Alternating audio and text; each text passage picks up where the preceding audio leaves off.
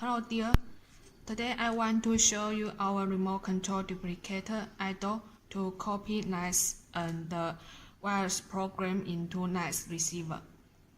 Firstly, you need to press third and second button at the same time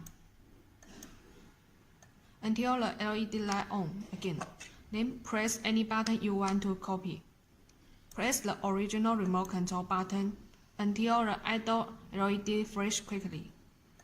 That means you already copied the Nice remote control into idle. Then I will show you idle wireless program into the receiver.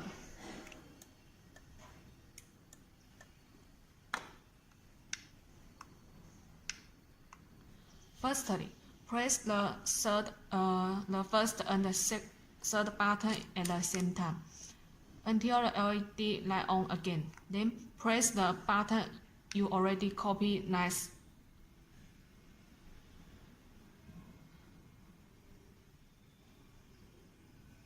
Until the idle remote control flash.